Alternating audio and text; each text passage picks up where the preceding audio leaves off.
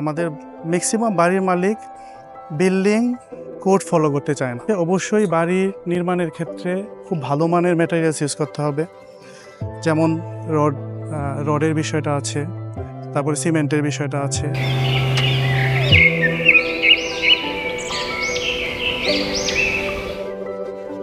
প্রকৃতি যেখানে উন্মুক্ত, শান্তি সেখানে একটু বেশি। বসুন্ধরা আবাসিক এলাকায় এমনই এক শান্তির নিয়ে সমকালের বিশেষ আয়োজন Dhalai special cement presents meet the এক্সপার্টে আপনাদের স্বাগত জানাচ্ছি।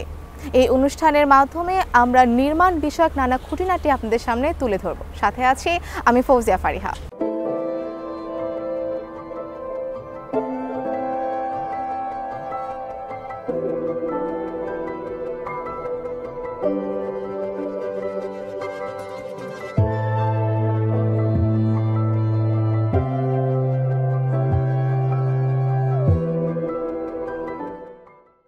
ইঞ্জিনিয়ার হওয়ার গল্পটা শুরু আমার বাবা মায়ের ইচ্ছা থেকে। তো আমার বাবার বড় ছেলে হিসেবে আমার বাবা সবসময়ই চাইতো যে আমি একজন ইঞ্জিনিয়ার অথবা ডাক্তার এই ধরনের প্রফেশনে আসি। তো বাবা মার ইচ্ছার উপরে ডিপেন্ড করেই আজকে আমি ইঞ্জিনিয়ার। 2009-এ যখন ইঞ্জিনিয়ার হয়ে বের হই, তখন তখন থেকে আমার ইঞ্জিনিয়ারিং প্রফেশন শুরু। তো ওই প্রফেশনে থাকা অবস্থায় আমি সবচেয়ে বেশি যার সাপোর্ট পেয়েছি উনি হচ্ছে architect Afrikul Alam Jitu sir. Sir আমাকে হাতে কলমে ধরে ধরে সবকিছু শিখিয়ে আজকের এই অবস্থানে নিয়ে এসেছে। তো আমি বলবো যে আমার বাবা মা সাথে আমার স্যারের অনেক অবদান আছে আজকের এই অবস্থানে আসার জন্য। প্রথমে আপনি যে কাজটি করেছেন, সেই কাজটির সাথে অবশ্যই আপনার অনেক স্মৃতি জড়িয়ে আছে। তো সেই অনুভূতিগুলো এবং সেই স্মৃতিটা আমরা একটু জানতে চাই। আমি মহান আল্লাহর কাছে আল্লাহর দরবারে শুকরিয়া জানাই এজন্য যে আমার ইঞ্জিনিয়ারিং লাইফের প্রথম যে কাজটা আমি করেছি সেটা ছিল আমাদের নিজেদের আমার এলাকার একটা মসজিদের কাজ। তো এরপরে তো নিশ্চয়ই আরো অনেক কাজ করা হয়েছে।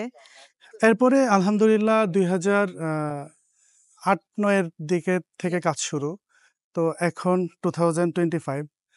তো এই আপনার 16-17 বছরে আলহামদুলিল্লাহ অনেক কাজ করেছি। ঢাকা, কুমিল্লা, তারপরে বাংলাদেশের আদার্স এরিয়াতে মিলিয়ে অনেক কাজ। তো অ্যারাউন্ড 600 প্লাস কাজ করা হয়েছে। তো একটি ভবন নির্মাণের ক্ষেত্রে কোন, কোন বিষয়গুলিতে নজর দেওয়া উচিত?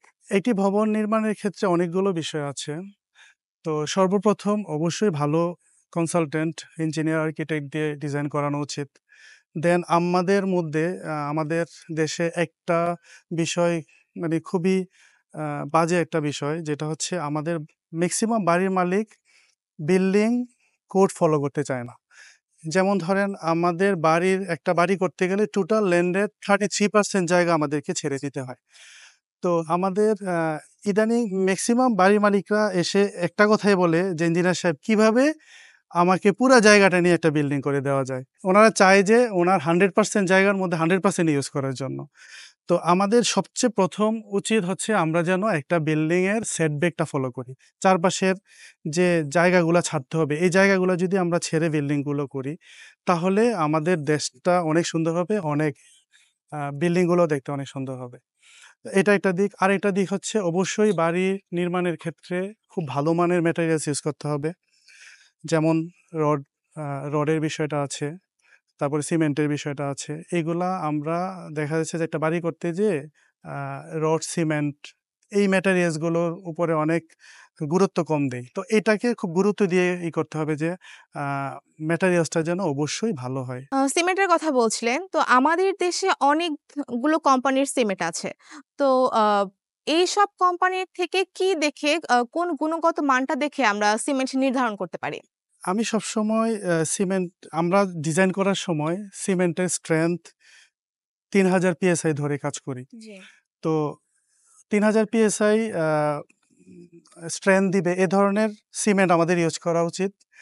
আর ইদানিং ঢালাই স্পেশাল নামে একটা সিমেন্ট আপনার লঞ্চ হয়েছে। তো ওদের যে আপনার টেস্ট রিপোর্ট গুলা দেখলাম। তো ওদের সিমেন্টটা হচ্ছে আপনার AM ক্যাটেগরির সেম 2 সিমেন্ট। তো এটা আবার র‍্যাপিড হার্ডেনিং টাইপের সিমেন্ট। মানে হচ্ছে র‍্যাপিড হার্ডেনিং বলতে হচ্ছে এই সিমেন্ট আপনার আমরা দেখা যাচ্ছে যে একটা কনক্রিট ঢালাই দেওয়ার পর একটু সময় লাগে আপনার সিমেন্ট জমতে। তো র্যাপিড হার্ডেনিং হওয়ার কারণে এটা খুব দ্রুত জমাট বাঁধে এবং খুব আর্লি এটা স্ট্রেংথ গেইন করে।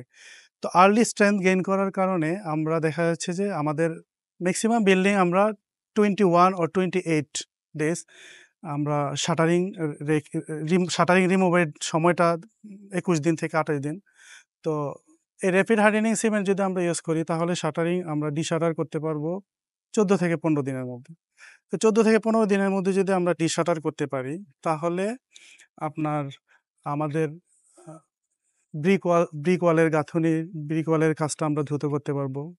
সেক্ষেত্রে দেখা যাচ্ছে একটা ১০ তলা বিল্ডিং এর ক্ষেত্রে আমরা আ যে সময় লাগবে তার থেকে ৬ মাস আগে আমরা বিল্ডিংটা হ্যান্ডওভার দিতে পারবো। আপনাকে এতক্ষণ সমকালের সাথে সময় দেওয়ার জন্য অসংখ্য ধন্যবাদ। জি, আপনাদেরকেও ধন্যবাদ।